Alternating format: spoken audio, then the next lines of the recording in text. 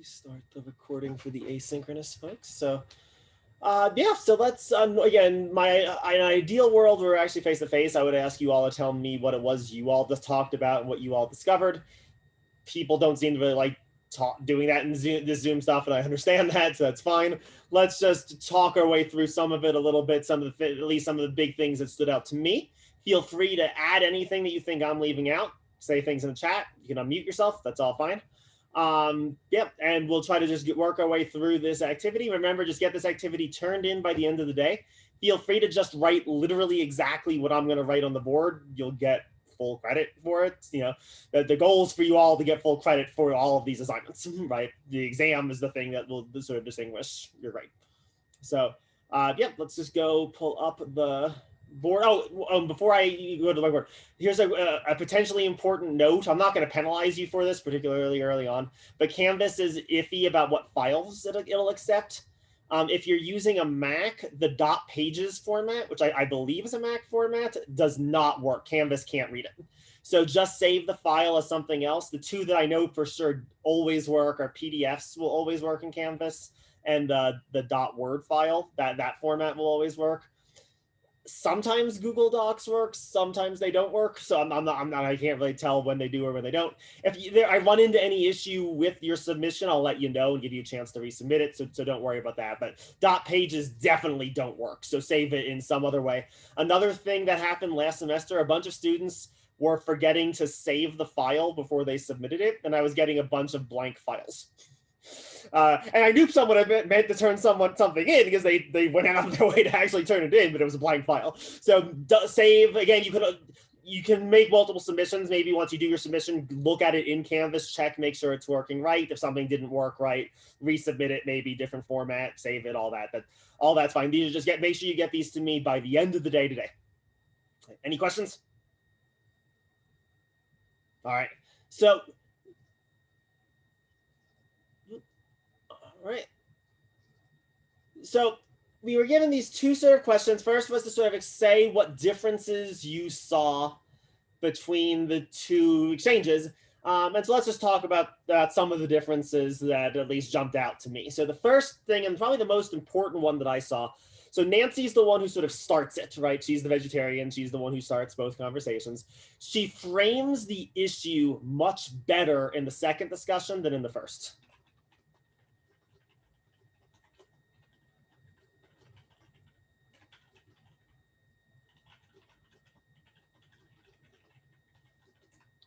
In the first, she says, meat's yucky.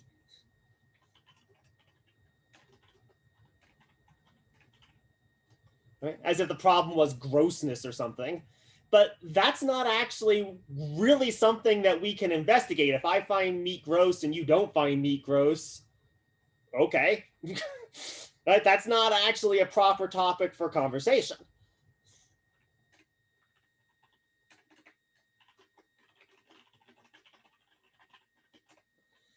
In the second case, she framed it around what the actual issue really was. The actual claim that she was making is meat is immoral.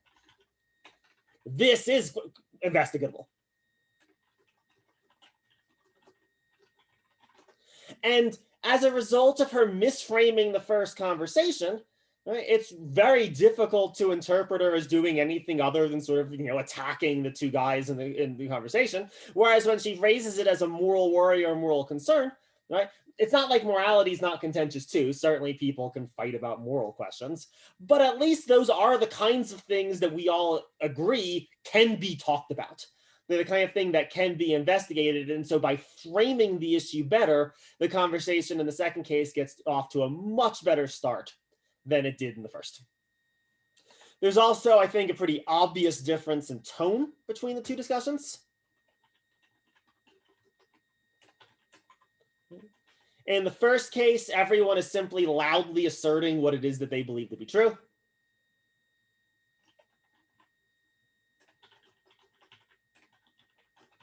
And indeed, they're doing it somewhat hostilely, right? The conversation got off on the wrong foot. Everyone's just kind of attacking everyone else.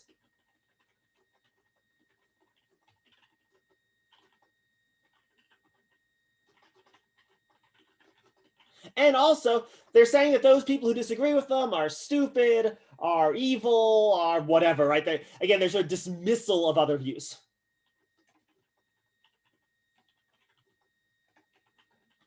Right? Again, that sort of tone, things aren't going to work well. Whereas in the second case, right, people still are saying what they believe to be true.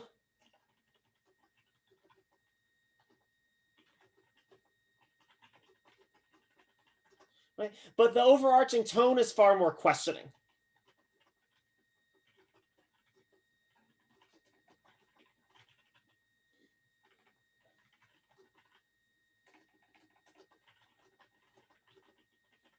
And so you saw examples of people saying things like, I don't believe animals are raised poorly. I would need to see some evidence to get me to change my mind, right? There it's sort of almost like a kind of like question, right? Now we have something we can talk about. Is there evidence that could get me to change my mind? Right? As opposed to just saying, I think animals are treated fine, and if you disagree, you're a dummy. Right? Again, that's not going to go anywhere, right? Again, I'm precisely not leaving any opening for us to investigate the issue further. So along with similar points, insults are always bad. It is literally never helpful to insult someone in the course of an inquiry, because the goal is maybe an insult could maybe make someone shut up, but the goal of inquiry is not to make people shut up. The goal of inquiry is to discover the truth. Insults will never help if your goal is just to discover the truth.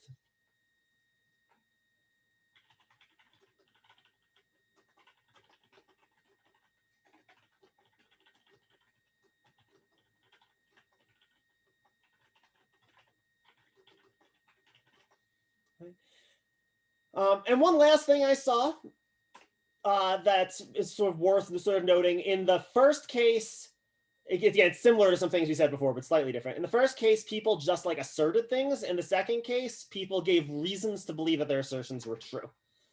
What we're going to call later in the semester an argument.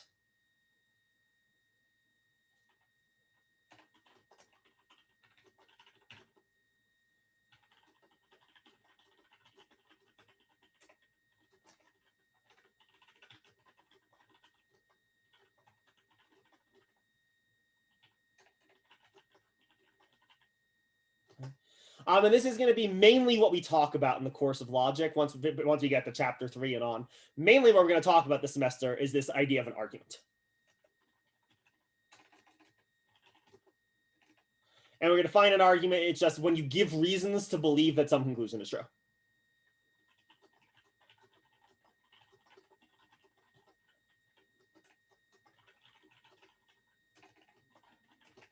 And so by argument in this class, we're not going to mean like a fight or anything like that. But we just use this as a technical term. An argument is any time you give reasons to believe that some conclusion is true. And that's what happens in the second case. People say, I think it's immoral to eat meat because, the because being the key word, right? Because it harms animals, and I don't see why humans have the right to harm animals. Bam. You can talk about arguments. And when people are just asserting what they believe to be true, there's nothing to talk about. Like, you think what you think is true, I think what I think is true. Okay. But when we're giving reasons for why we believe what we say, we can investigate those reasons. I believe it's immoral to eat meat because I don't think humans have the right to harm animals. Am I right to believe that? Is that a good reason, in fact, to believe the conclusion that I have come to, or is it not a good reason to believe it? The investigation of reasons, the investigation of arguments, that's the thing that logic is sort of most of all going to be about. The second argument, people, it's not giving great arguments, but people are at least starting to give arguments, framing again the conversation in the right way. I'll go back in just a second, but just wanted to jump back where I can see all of your faces. Any others that your groups came up with? Anything else you wanted to mention that you thought was particularly important, particularly relevant?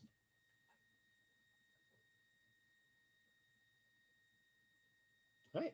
Let's go to the second question for... Oh, did someone have something? Sam, did you have something? Yeah, I was gonna say that I thought that they were like a lot less emotional in the second one, and it kind of I felt like that had played in with the tone as well. Yeah, I think that, and it's not like wrong whiteboard. Let me find the other whiteboard. Yeah, I think that's right, but we just like sort of emotional in a interesting sense. So this maybe emotional people were emotional in a better way in the second one. Right? Because yeah, in the first case, people were being emotional in the sense of being like, I really strongly feel that this is true, so you're bad if you disagree. Emotions are almost being used as reasons or as evidence to believe that something is true.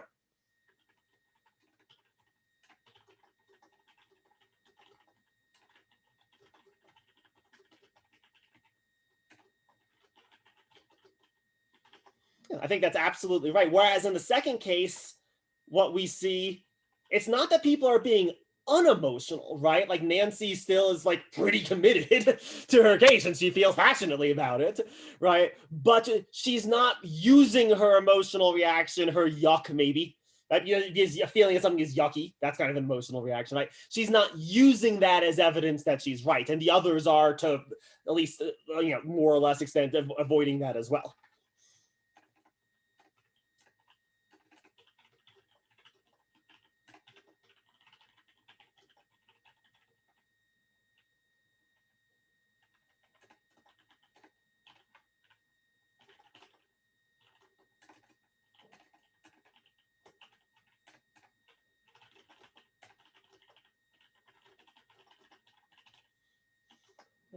It's really that sort of like separation, keeping the emotions not out of the inquiry, but keeping them out of the arguments, letting the arguments stand or fall on the basis of the evidence that's presented. Yes, I think that's definitely a good point. I think that's definitely something, well, the sort of note, emotions not the enemy, but emotions also aren't reasons. And so balancing that is indeed, we see the second is discussion is a much better example of at least people trying to balance those things.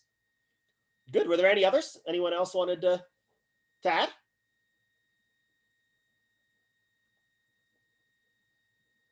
All right, great. Then let's turn to the second of the two questions.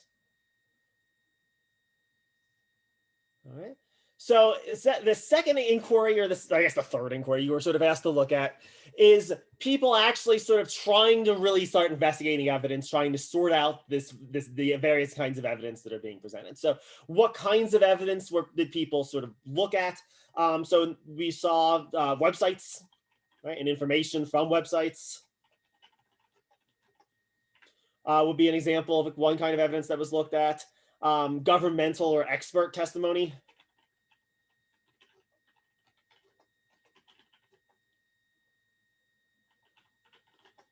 were presented.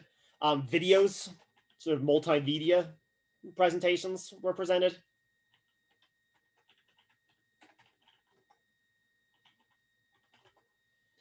And they didn't look at any, but you could imagine maybe books would be the sort of thing you could look in. Nothing too surprising in these various sources of information. What are the issues or concerns that got raised? Well, okay, the concern that's going to be for all of these is in a sense going to be the concern of bias.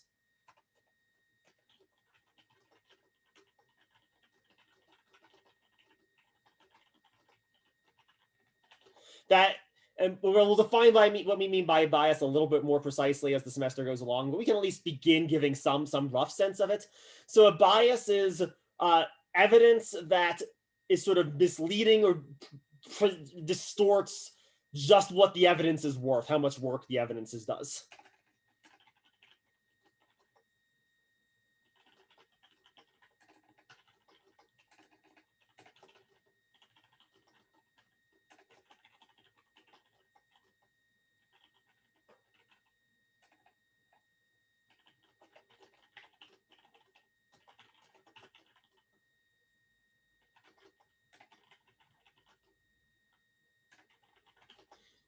And so what was the concern with PETA, for example? PETA, just as an example, PETA is an advocacy group, right? PETA, their stated goal is to get people to become vegetarians. Now, that in and of itself isn't bad, but what would be bad is if they present you with bad statistics to can get you to be a vegetarian for bad reasons, right?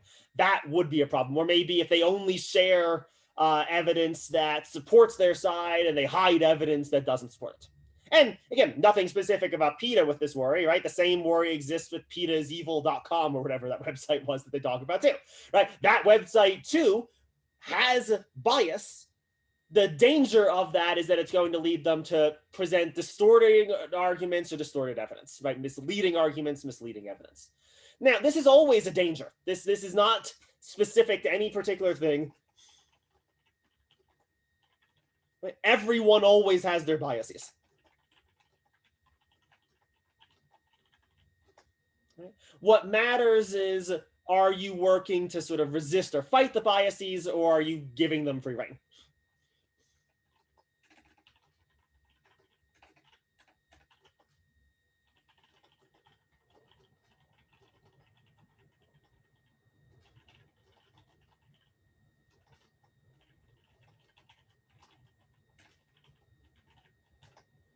I mean, this is why it's really a lot easier to carry out an inquiry with other people, because other people can kind of, to be blunt, call you out on your bullshit, right? Like if I'm a vegetarian, right? I am indeed a vegetarian, right?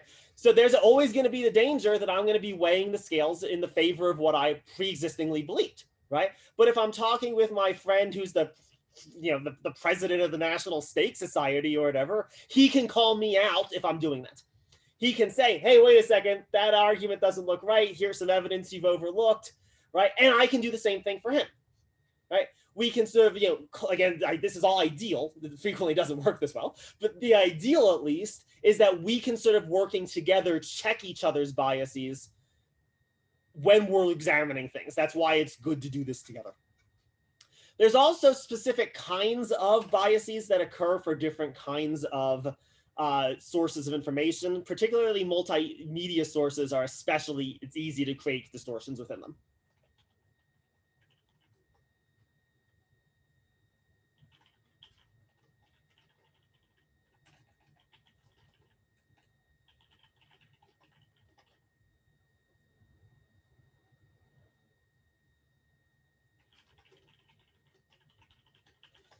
So I don't know. My guess is shows like this still exist. They were really popular when I was young, but I'm guessing they still exist. Are there shows like Unexplained Mysteries or whatever for you all still, where it's like, shows about aliens or shows about like conspiracies or Bigfoot or whatever? I'm guessing these things still exist, right? And you've seen the YouTube videos or whatever. And they all did the exact same thing. I remember when I was young.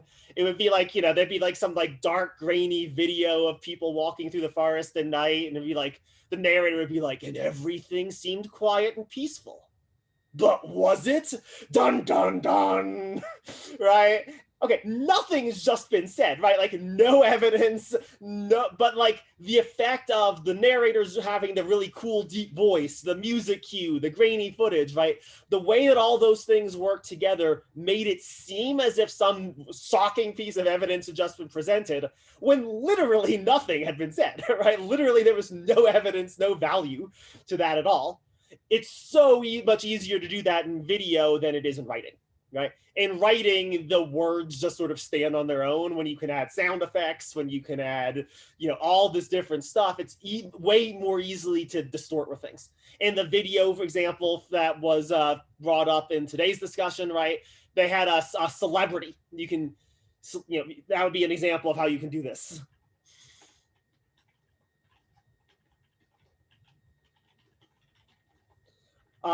Pamela Anderson. I don't know if you all even know who Pamela Anderson is. The reason she's my generation, probably not yours, but the reason she was brought up is she's a PETA spokesman. So that's actually why she was used in this particular context. But she was an actor, right? And being an actor, that doesn't make you necessarily at all qualified to talk about the conditions of animals. It doesn't mean you're unqualified either, right? It's not that we should dismiss what she says because she's a celebrity, but the sheer fact of being famous gives what she says a kind of weight that's not deserved in this particular case. Okay. So the use of celebrities can be a problem. The use of audio video tricks can make us weigh things incorrectly.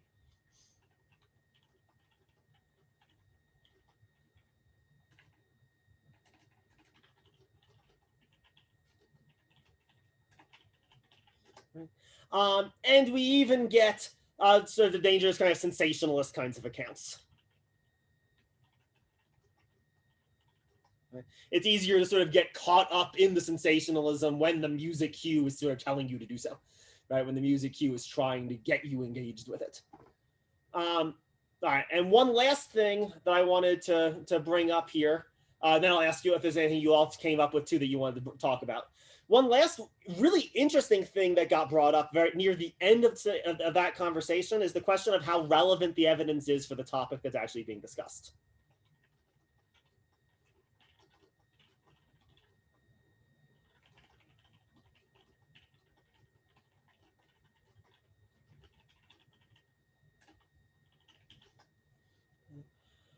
And this last one is actually really important, and it's leaning in the direction of some future things we're going to talk about a lot more. What is the actual topic that was supposedly the subject that was being inquired in there? Is the question of, is it wrong to kill animals for meat? Like, that was the topic.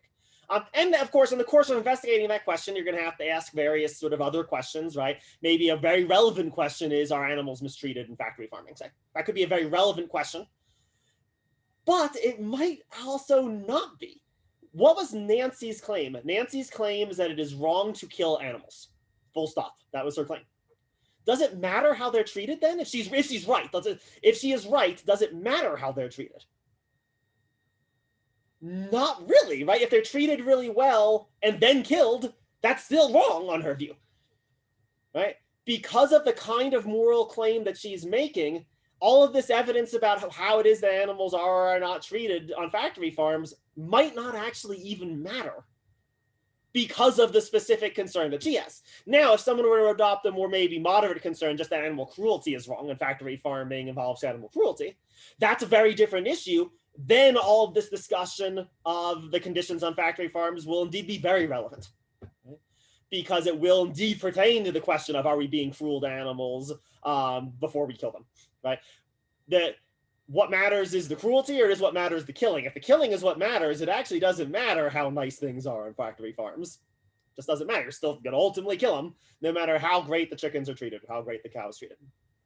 So this question of the relevancy of evidence is another thing we're going to want to constantly keep in mind. It's really easy to get wrapped up in some sort of side topic that ends up not even really mattering to the thing that you were originally investigating. And keeping in mind what you were originally investigating, that's going to be the most important thing you can do to avoid getting sort of lost on sort of side tangents. Like Nancy at least thinks by the end of this discussion that none of this actually matters, at least to what Nancy was originally claiming. All right. I think that's pretty much all I got for today. So it'd be, I think, a fine place for us to stop. Does anyone have any last things they wanted to bring up, add? Anyone want to go back to the board for a second? Look at the sheet. All right, awesome. If everyone is good for the day, there's no new video for Thursday's class. Feel free to review the video if you want to, but there's no new video. If you haven't done the reading yet, my hope is you'll have the textbook by Thursday. So do the reading for chapter 1 if you haven't had a chance to do so yet. Otherwise, we're going to come back on Thursday. We're going to now focus more specifically for Thursday on the question of what particular kinds of topics can be investigated. That's what we're going to really focus on next time. We've got another group activity for you all to do. A little bit shorter of one. We'll go through that, call it a week. So thank you all very much. It looks like I'm pretty sure next week we're going to be remote as well. After that, I don't know. But next week, it looks like we'll also be remote. They're telling me I'll get updated on February 5th about when that'll change. So it looks like at least the first 3 weeks will be remote. I'll keep you all updated as soon as I hear anything though. All right. Thank you all very much. Someone wants to say that I look like the guy who played Walter White. I'll take that as a compliment, I guess. So thank you. Yes, I'll take that as a compliment. You didn't have quite as much gray as I do in the goatee, I don't think. But so thank you all very much. I hope you all have a good week. Make sure you get that file turned in by the end of the day today. So you've got time. It doesn't have to be right away or whatever. Just make sure you get it in the format you like. Check, make sure everything's working. I'll let you know if anything's not working on my end. And yeah, ideally, my goal is for you all to get full credit and all those. So yeah, have a good one. I'll see you on Thursday. Thank you. Thank you. Thank you. You all too. Bye. I had a quick question. Yeah, absolutely. Is there